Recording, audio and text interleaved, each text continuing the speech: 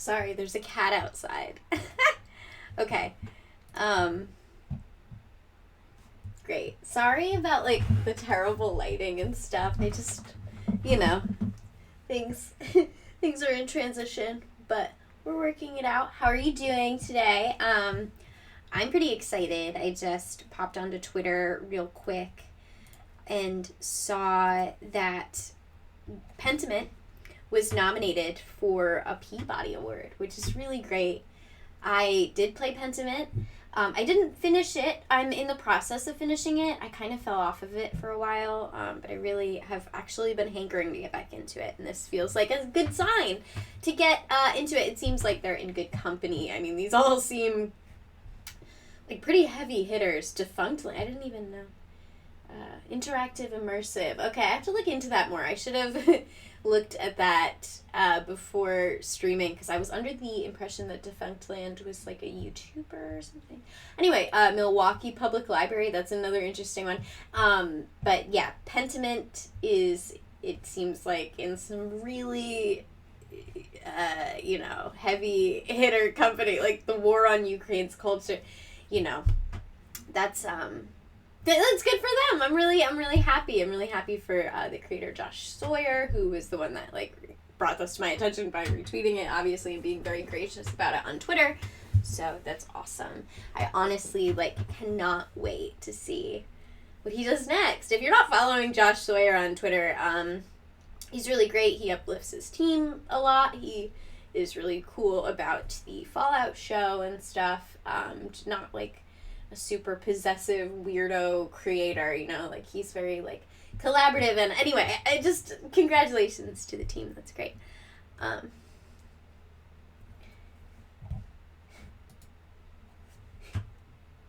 Oh yes, okay, so this is great. I loved Don't Starve. I played a lot of the co-op back in the day, the co-op version. I am so excited to see that they've taken this art style and translated it into another co-op experience, because that really shot, Don't Starve as a solo game was really, it was fun and everything. It was brutal. And it was hard. It was hard to finish. Oh my god, there's a stray cat. He's watching me through the window. I want to say hi. Okay, no. Let's play it cool. Anyway, let's watch this video a little bit. It's a dungeon crawler in early access. It's called Rotwood. I think it's Clay Entertainment that did Don't Starve that's doing this game. Now, I have some things to say about, early access, but I'll save those towards the end. See that it looks exactly with an upgrade, obviously. It looks exactly like the art style from Don't Starve. The animation looks better. There was nothing wrong with the Don't Starve animation. It's just this just obviously looks like years of experience and technology. That looks great. Oh god, I'm getting excited looking at it. And I'm not even a super dungeon crawler type person, or not historically, not the way they've historically been presented to me, at least. I haven't really felt the desire, but this looks so cool. The fighting looks kinetic. I mean, granted, this is just a small snippet I'm rewatching over and over. Hello, Nick hates snow in the chat. Thank you. Yes, I do. Thank you for sharing my love of this art style. It's so nice to see, developers that are able to take their time and really clearly love what they do. And this is just, I thought Don't Starve was a really incredible and unique experience. So I'm looking forward to this one too. I haven't talked about the structure of the game or anything at all. So let's dive into this a little bit. What else did they cite? User defined. Huh. Okay. See, that's disgusting. I love that. You want to watch the video? Maybe we should just watch the video. I said a lot about the art. I'm oohing and ahhing.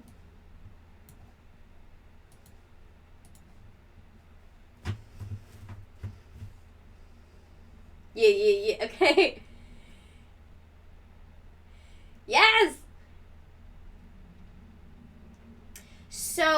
some reviews that I had read of the early access thus far, it's a little hard when you're actually, like, playing to differentiate between your character and the enemies you're fighting and also your teammates. And just watching this little preview, like, I can see that. Probably just because everything's so unique and adorable.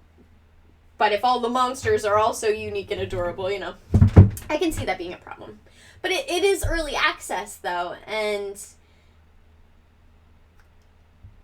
oh god, it looks so good. But again, this is just like a video that the developers released in early access. Of course it's gonna look good. So let's see maybe what some people are saying, just because I'm curious.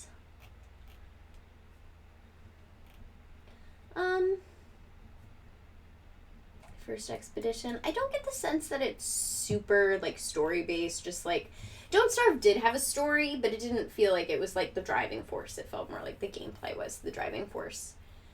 Oh, that's interesting. Okay. Yeah, alright, well, whatever. I'm not specifically worried about China using my data. I'm worried about everyone getting access to my data. You know, like, it's not a Chinese company. Like, all companies should be held to a certain standard, so I don't really, you know. Played the demo for 15 hours. Yeah, okay. Castle Crashers and Hades amalgamation. That's interesting. I'm not super... I didn't play Hades. I'm more familiar with it than Castle Crashers, though.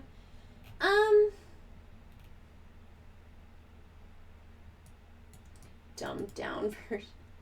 Better UI. Huh. I don't understand the logic of this review. How is it both dumbed down and harder? You're running around with, like, a headless chicken. Okay, well, you know. Oh, wait, what was that? Oh, saved it. That seems like a glitch, you know. Anyway, let's move on to the next one. Hi. I wish the characters had, like, something besides the circle at their feet to make them stand out more. Yeah, that's what I was noticing. Did you play the... No video audio? It was really loud, so I had turned it down.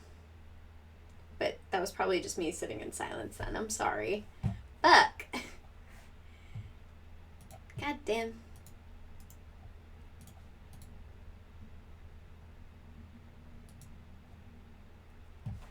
Let's see. Does this, Did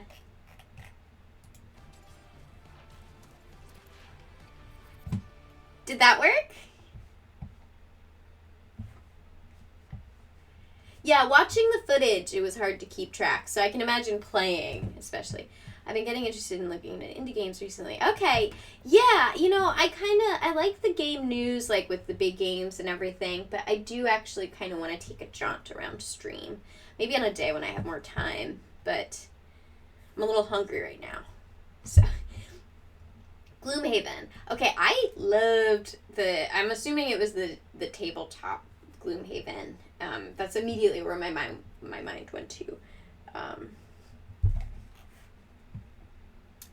But of course, it's like the video game version. I did figure that when I opened up this tab and prepared to talk about it. But I still wanted to talk about it because I think the Gloom Haven IP and the D&D universe and everything it's of interest to me. So it's like, it's also quite an eye-catching headline by Andy Chalk here at PC Gamer. Gloomhaven Studio releases a demo for a new game and also lays off more than half of its employees on the same day. That's crazy. Like, that's, like, crazy, right? I really resent the logic that companies should be priority number one and they should be able to, like, cut employees at its convenience, even if it's for the company's survival. Like, if you need to be constantly, like, cutting like that over, like, the feast and famine and all that over and over, you're just not a sustainable business, you know? And it's not the problem of the business model. It's, like, these individuals making these choices. Like, let's let's be honest with ourselves about our individual responsibility when it comes to greed in an industry, you know?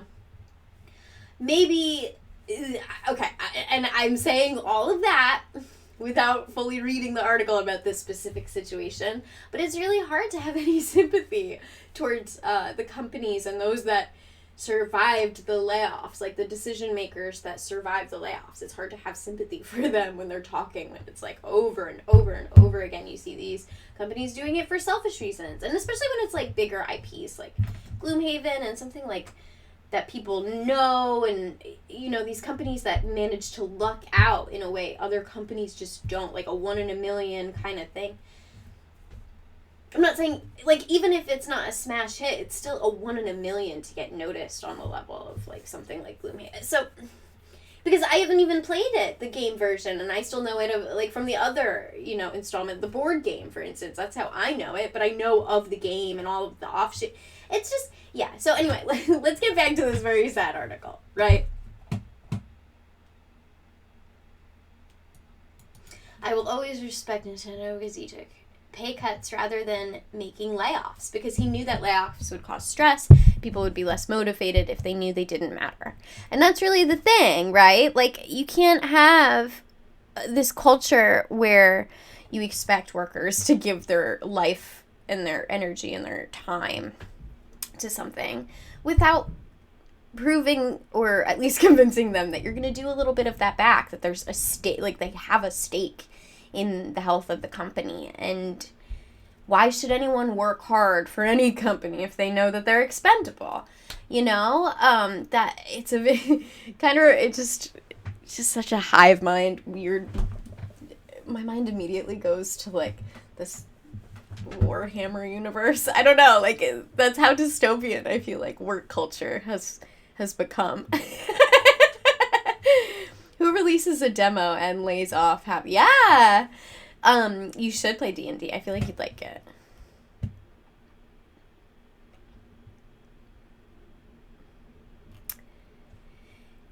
Yeah. Let's see it here. Continue to fund more than 30 other publishers have just declined to pick up the game. Ugh. Flaming Fowl Studios, including Fable Fortune and Gloomhaven, released a demo for a new game on Steam while simultaneously laying off more than half its employees, Ironmarked. 1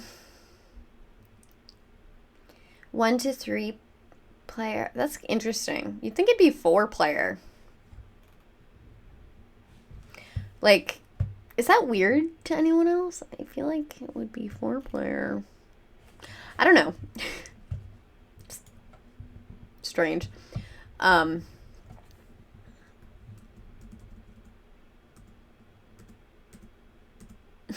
You can see me looking up how to switch tabs. Anyway, the CEO of Flaming Fowl told VGC that Ironmarked was dropped by its publisher in the summer of 2023. They were turned down by 30 other publishers for this game.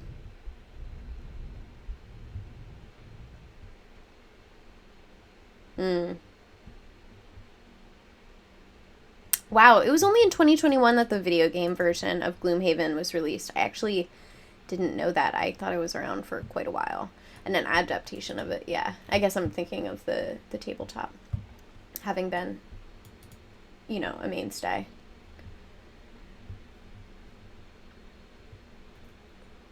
Yeah, the layoffs reduced Flaming Fowls. 30, from around 30 to just 9. I mean, that's already quite a small company. You know, that's hard. And it seems like they all kind of came together as former Lionhead employees. You know, like, who knows? That could have just been the founders. But you know what I mean. And announcing that how can you...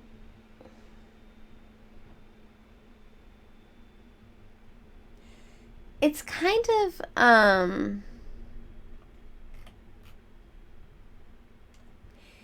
right. I do think it's an interesting marketing due to the lack of funding in the industry. Let's click on that, because I I am curious. Ooh, that... See... I did just mention the marketing angle. But from, like, just a human decency angle, I think this is a terrible way to kind of announce you're laying off more than half your studio. Like, I would feel really disrespected if I shared that announcement. I don't know. It's, like, weird because 4-player was I thought 4-player co-op was kind of like... Oh, since Apex Legends 3-player started being more common? I wonder why. I wonder why that is. Anyway, with enough wish lists on Steam, we will be able to find funding. Oh, God. But until then, we will be working on a smaller game that we can fully fund ourselves. Ooh, what? What does... I don't know about that. That something feels... This is just a very sad situation. That's a very strange way to go about it, though. We also hope that by releasing this demo, we can help those people leaving us. I mean, that's not great. To secure new roles elsewhere by demonstrating their outstanding work on the project. That, I think, is fair. I would be interested in knowing how the developers that were let go feel about this. I think this is probably their purview more so than mine to, like, jump and make conclusions. But it feels a little icky. It sure feels a little icky. I'll say that much. Onward. It feels like a weird kind of marketing play, like, with enough wish lists on Steam. Like, ugh.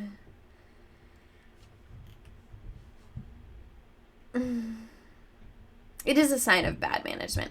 I do also think, like, I'm being a little hard. This is obviously a very small team. I'm, like, putting my hand in the camera. It's a very small team. It kind of feels like it's easy to overestimate everyone's, like, media literacy. And, like, these people are developers. They shouldn't have to worry about every, like, single word that they choose and painstakingly, like, craft the perfect PR statement to be treated kindly. So I'm just going to give them the benefit of the doubt and say this is just, like, something like a misstep in a really trying time, which I think is fair. That shit happens.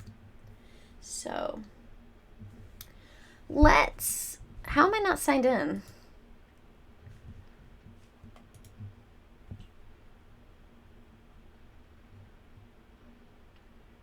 Yeah. Okay. Look, I know this is just a demo.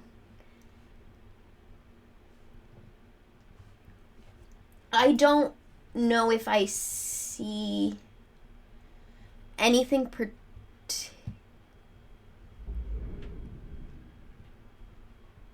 I should start a Discord. It seems like a lot of, like, management, though. I don't really have the wherewithal to, like, mod that. I'm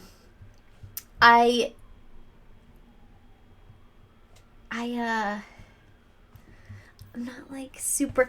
It doesn't seem unique in a way that I'm, like, I want to see more of that, or, like, where they were going, or take this in a direction. It seems almost like it was generated. Not AI generated. But, like, I don't know.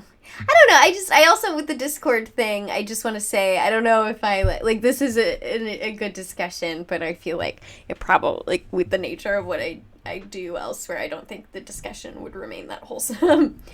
If the card-based combat functions like Marvel. I actually haven't played Marvel Midnight Suns. I'm interested in the card-based combat. I think it's an interesting thing with, like, this sort of setup, turn-based setup, but visually, like, do you see, I know these are just screenshots, but there's something about it, like, there's crunchiness in the images, and also it just feels like, look at the UI feels very, like, not attached to the theme of the game, if that makes sense. Like, I do think this is, like, a stylistic choice. Like, I think it's weird to have, like, Ariel, or it would be weird to have, like, Comic Sans, for instance, just the same in a game where it's, like, medieval themed. Like, and I know that's such a small thing. I'm just using that as an example of, like, something in the UI here as a whole is missing. Like, there's a sense of place and setting missing. And granted, not every game needs to be, like, a narrative, fleshed out world with, like, adventure and blah, blah, blah. But this looks like pretty like, this is the same combat almost on every screen. It's not, like... And then this. You know...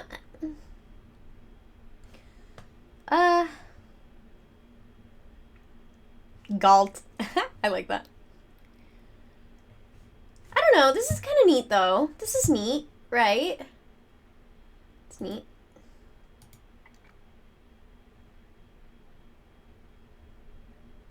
You know, maybe I should know more about the setting or something that they're trying to achieve before talking about it. That's kind of my bad.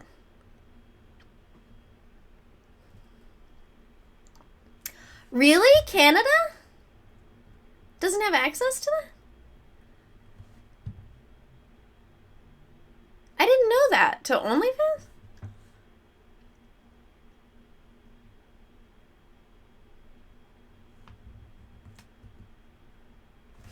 Okay, I didn't play the first Kingdom Come, but I want to. I feel like I've been wanting to ever since it came out. And I now know that I've missed the boat because, yeah, number 2's coming out. And apparently there was an issue of diversity in the first one, which, you know, I could understand.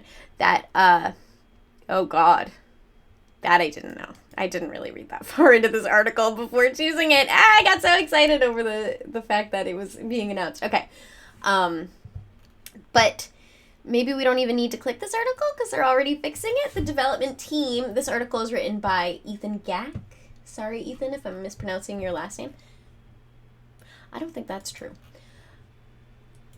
Here, the development team is promising the next game, which will release later in 2024, will be much bigger and feature a wide range of ethnicities this time around. Cool. Okay, yeah. Grim realism and action, larger scope. Yeah, Jesus Christ. Think The Witcher 3 if it were in first person and prioritize the emergent gameplay of Grand Theft Auto. Maybe that's why it was tagged at the top. But with an emphasis on simulating the day-to-day experience of the historical period, which is, like, really what I'm into. I love that idea. The story will take place in the metropolitan city of Kuttenberg. Kutten?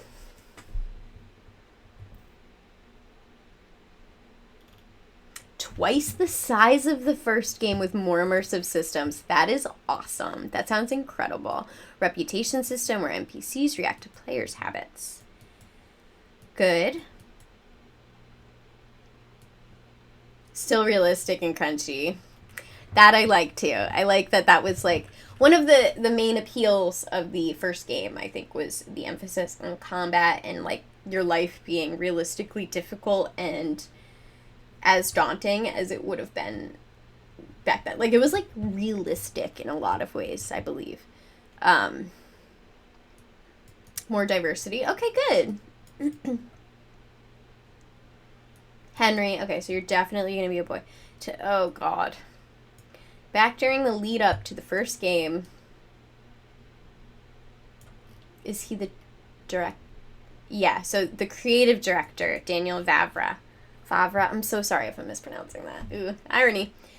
He's not doing the talking anymore.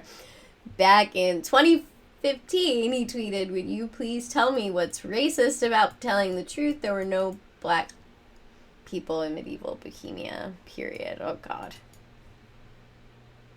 His frequent embrace of pro-Gamergate rhetoric.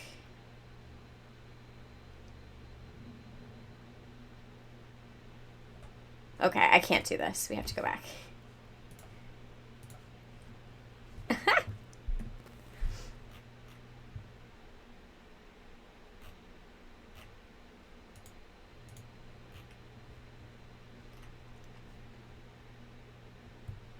made it hard to separate the first deliverance. Yeah, he's explicitly, obviously talking about that. From the online reactionaries who rallied around it. The studio seems to be taking a somewhat different approach this time around. That's great. I wonder, so is he not talking to the press? Did he say anything? Now I'm like, oh, I do want to go to his Twitter, but I definitely don't.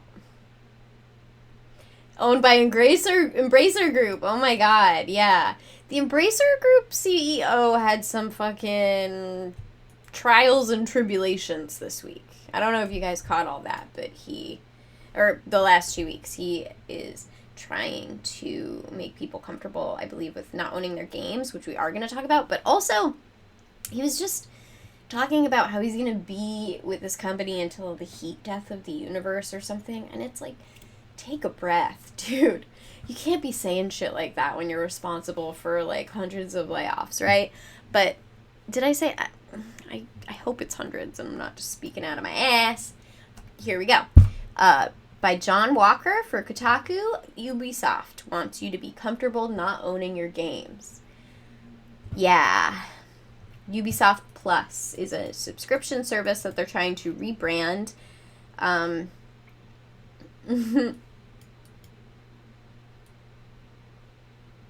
Okay, so I misspoke. It wasn't Ubisoft. Or it wasn't the Embracer Group CEO. Clearly, I was wrong on that front. But, oh my god, they're all kind of cut from the same cloth. You'll forgive me if I get them mixed up. Anyway, it's hard to keep up with how often Ubisoft has tried to rebrand its online portals. Uplay, Ubisoft Game Launcher, Ubisoft Connect, Uplay Passport, Ubisoft Club, and now Ubisoft Plus Premium, and Ubisoft Plus Classics. Wow. Given Ubisoft only released 5 non-mobile games this year. What?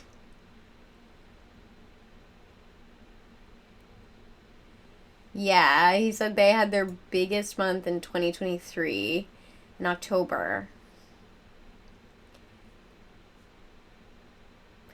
This could be a result of Ubisoft refusing to release games to Steam, forcing PC players to use it, likely opting for a month subscription rather than the full price of the game.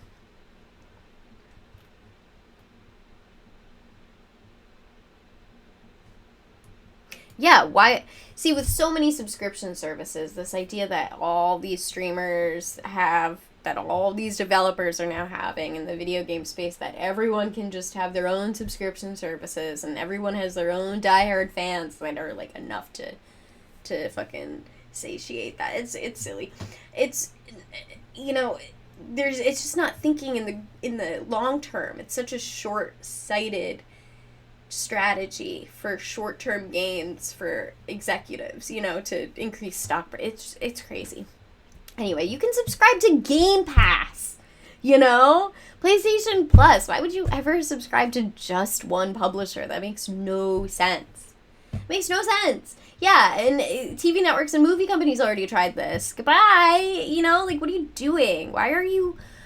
We're seeing it collapse now in real time. Why are you adopting this strategy as we're watching it collapse before you even see that whole system play out? That is really crazy. These people are the decision makers and the money makers. You can see that fucking stray cat really has my attention, right? Okay. What's more chilling about all this is he wants to see a consumer shift, yeah, where people don't own their games anymore. They want to see the dissolution of ownership. Feel comfortable not owning your game.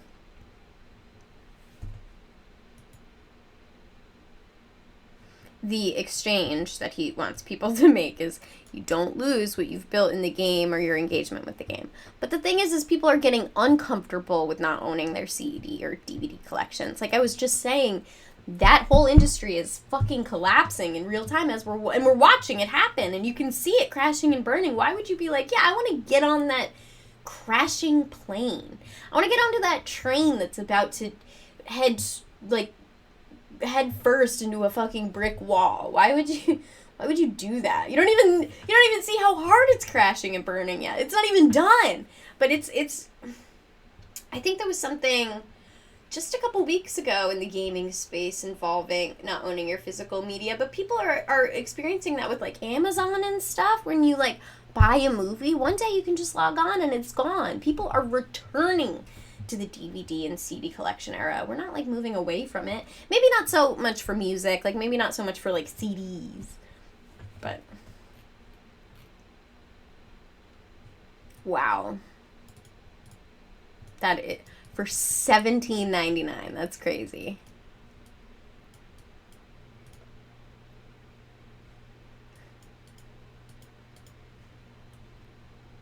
Yeah.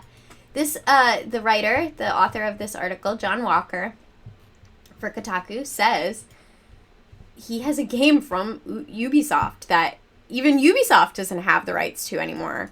And if he didn't have a physical copy of it, it would just be gone.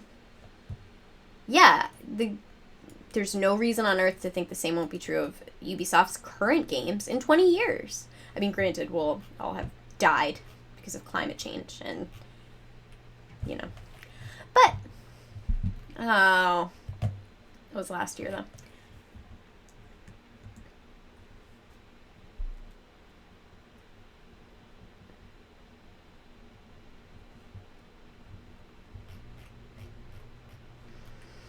Oh, Ubisoft again! Yes, in the same breath. Star Wars Outlaws news. So, Sean Prescott for PC Gamer? Yes, PC Gamer.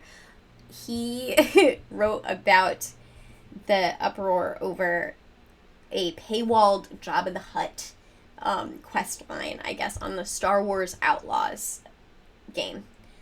They released... what is it, a special edition? For an extra $40 with the gold edition, for a total of $110, the season pass gets you 2 post-launch expansions. So the game isn't out yet. Yeah.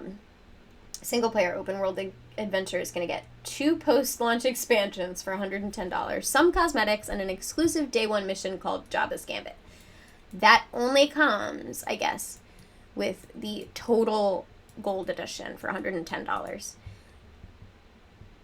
People, based on some ambiguous wording that's going around, here are the headlines. They decided that this was the one and only Jabba the Hutt mission in the game and that there was no other way to access Jabba the Hutt missions. I think people probably knew that that wasn't true, but they wanted that specific mission, no? But, I mean, maybe I should read to the end of the article before I start talking. But it's definitely not the only, To clarify, Jabba the Hutt and the Hutt Cartel are one of the main syndicates, right? Yeah, they're pretty big in the game, right? Based on the amount of Rule 34 porn that I've seen about Jabba the Hutt, they're pretty significant in the Star Wars universe. It's a little known fact about me, I've never seen the Star Wars. I fell asleep the only time I tried to watch it as an adult. I'm not saying that as an indicator of, like, the quality or anything. I literally did just happen to fall asleep. It's an optional additional mission with the Hutt Cartel. So, yeah, and it will be available for people that purchase the season pass or an edition of the game, which includes the season pass. So it seems like this isn't just paywalled to those specific gold purchasers, but it is still like an exclusive kind of content thing. Apparently Hutts are super buff under the fat. Well, you'd have to be if you're hauling around all that fat. I think that's like the secret people don't realize. It's like being fat is actually weight training constantly.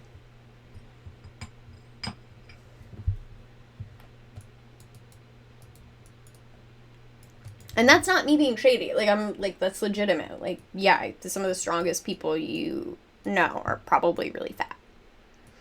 This mission will be available to the... It still sucks to get. Yeah. People were just kind of whining about this because I think people are primed. Ooh. Ah! What the fuck is that? People are just primed, to be angry at any paywall content now, especially when it comes to games. I think gamers are so ready to hate in general, but yes. Oh, the co-op brawler. What did they say about it? $11. That's not bad at all. Let me get that.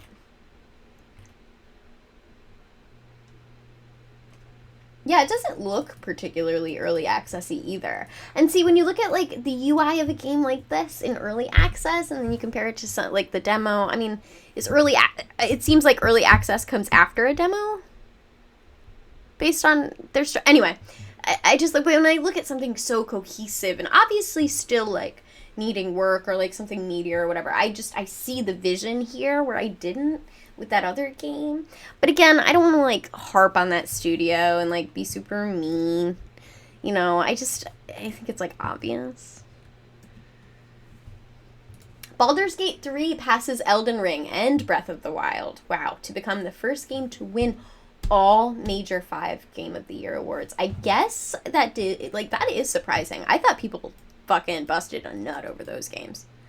I really...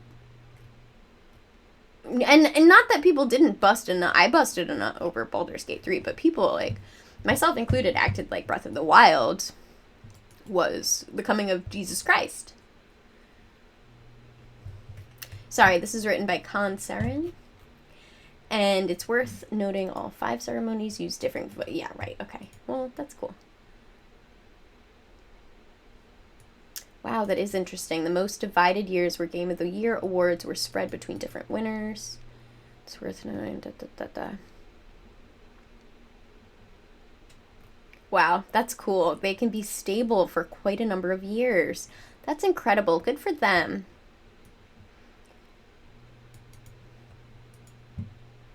It's the first game to sweep all 5 Game Award shows.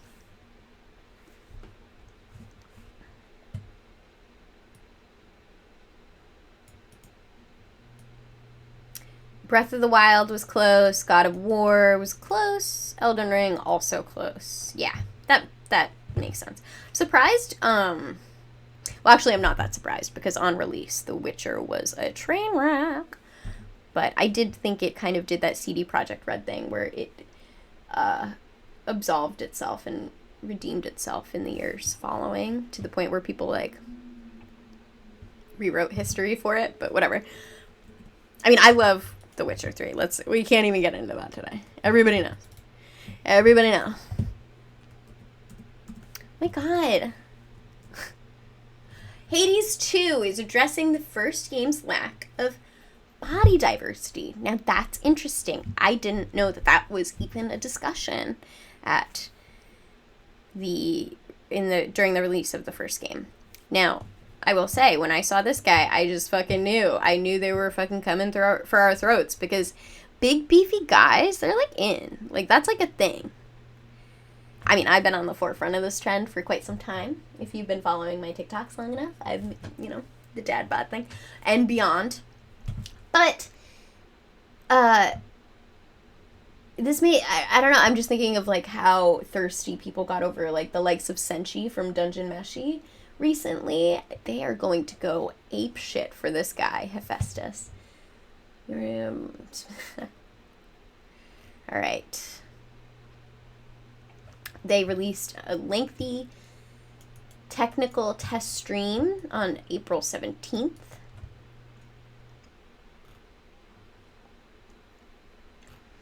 Okay, it looks like he's missing... I was wondering about that. He's, like, missing a leg and had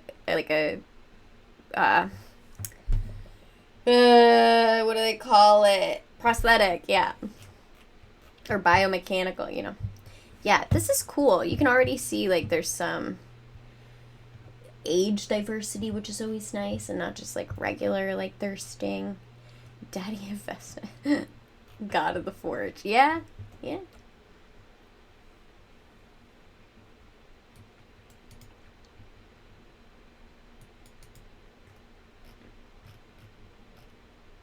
Wonder who they are. I don't want to open up Twitter, though. The implication that fat characters in Nature is not great, but it seems like Supergiant has taken the criticism to heart. Yeah. Yeah, the only fat characters that appear in the first Hades game were the wretched Lout enemies, which, according to the game's codex, had been reduced to merely their most base negative. Yeah, the implication that fat characters are, like, losing self-control, and that's, like, why they're fat. Not good, but yeah, this article wraps it up nicely. It seems like they've taken the criticism to heart and are making good on that.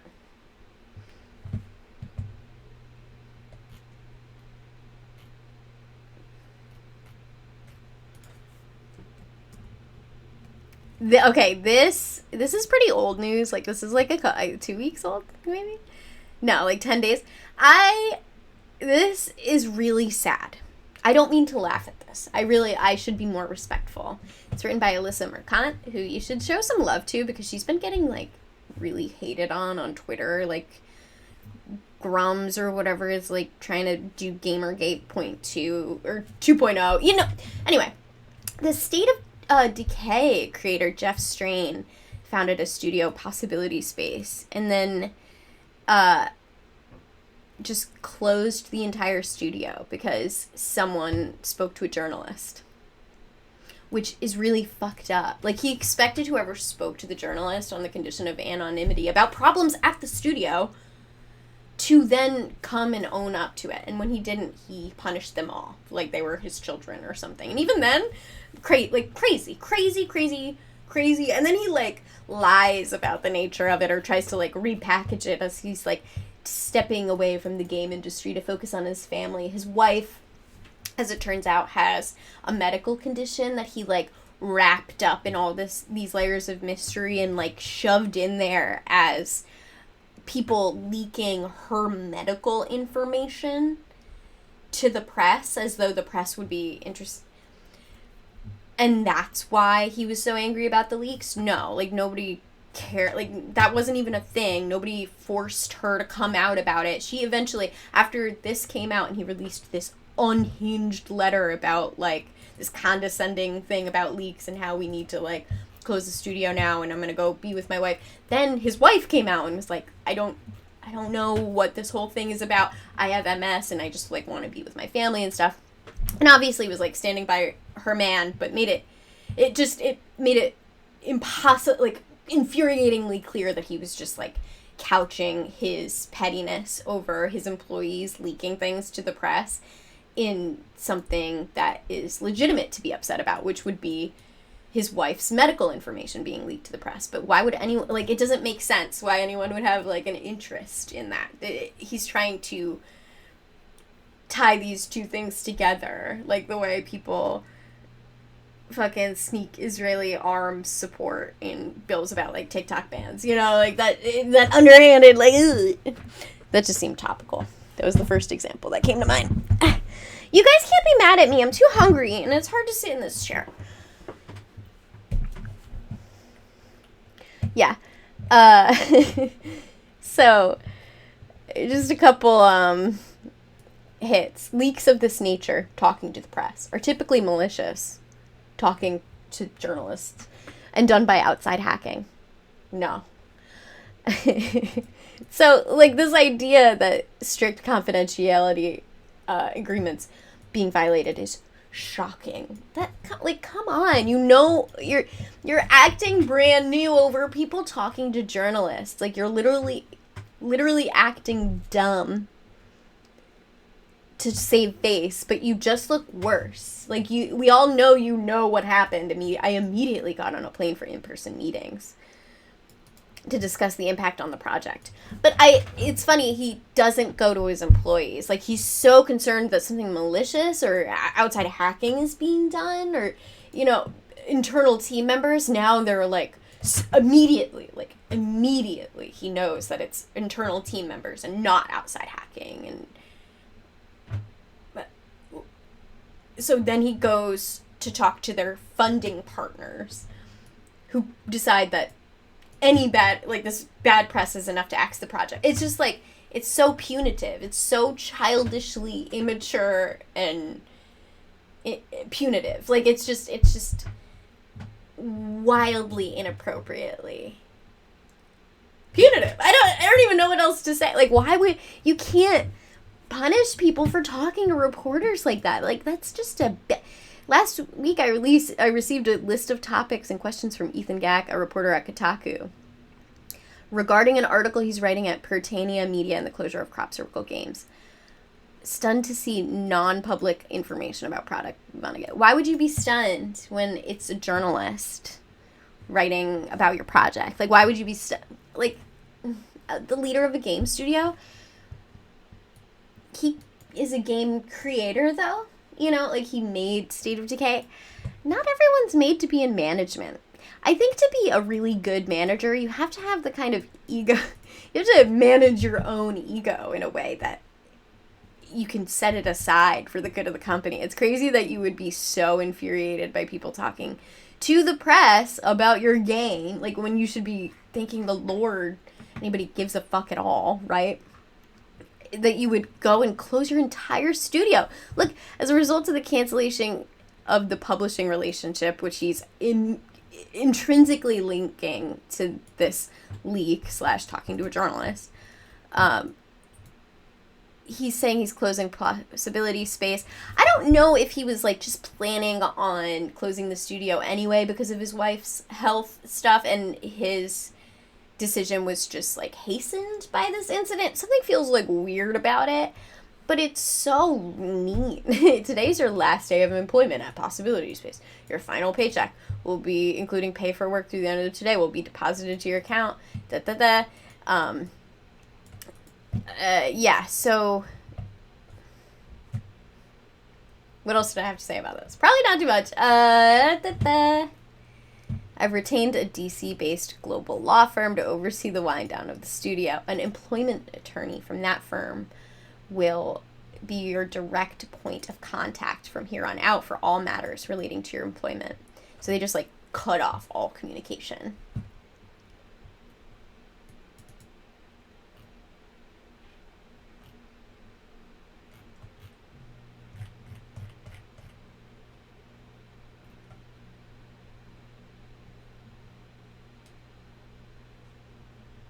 Wow.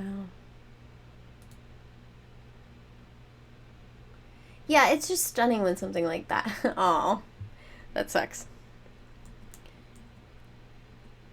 Oh, I guess that's all. That's all I had for today. Weird. Oh, well. Anyway, yeah, it is super sus. Yeah, closing a company due to personal. That's like. Yeah, I would wonder what specifically had leaked. I am sure there's more in the news because of it, but I guess we'll never be seeing that game anyway. So, it was good to talk to you guys, and I will see you in 2 weeks for game news, but you can always catch me on my bikini-based live streams and stuff. Oh, God. That scared me. Okay, bye.